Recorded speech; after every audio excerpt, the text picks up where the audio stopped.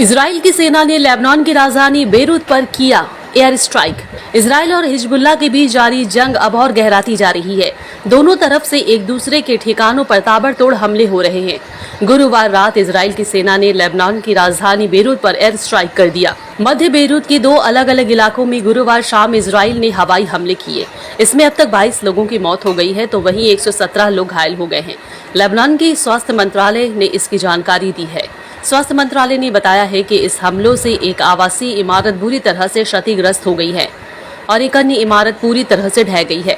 खबरों के मुताबिक राजधानी बेरूत के शिया इलाके बचौरा में हमले से एक तेज धमाका सुनाई दिया। बचाव कर्मियों को घटना वाली जगह पर मलबे की खुदाई करते देखा गया।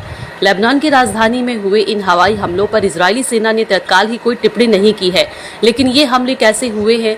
ऐसे समय में हुए हैं जब इजराइल ने लेबनान में ईरान समर्थित हिजबुल्लाह के खिलाफ अपने हमलों का दायरा बढ़ा दिया है और वहां जमीनी हमला शुरू कर दिया है। घायलों को अमेरिकन यूनिवर्सिटी हॉस्पिटल ले जाया गया है।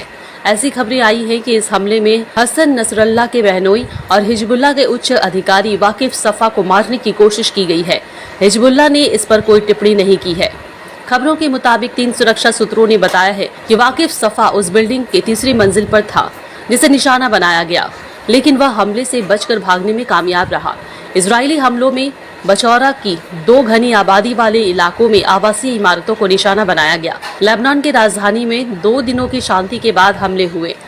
हाल के हफ्तों में लगातार हमलों के बीच अचानक से हुई शांति भी लोगों को डरा रही थी। खबरों के मुताबिक अस्पताल के बाहर एक महिला ने कहा है कि वह विस्फोट के बगल वाली इमारत में ही थी। उनका कहना है कि जिस बिल्डिंग को निशाना बनाया गया वह पूरी तरह से रिहायशी थी।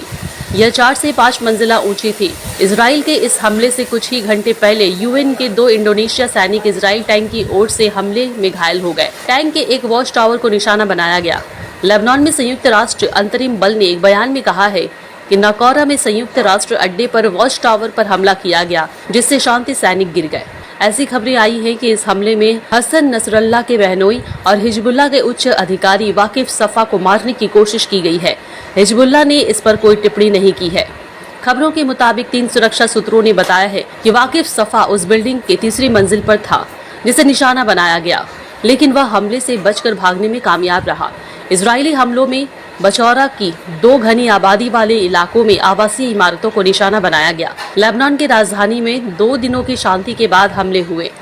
हाल के हफ्तों में लगातार हमलों के बीच अचानक से हुई शांति भी लोगों को डरा रही थी। खबरों के मुताबिक अस्पताल के बाहर एक महिला ने कहा है कि वह विस्फोट के बगल वाली इमारत में ही थी। उनका कहना है कि जिस बिल्डिंग को निशाना बनाया गया वह पूरी तरह से रिहायशी थी।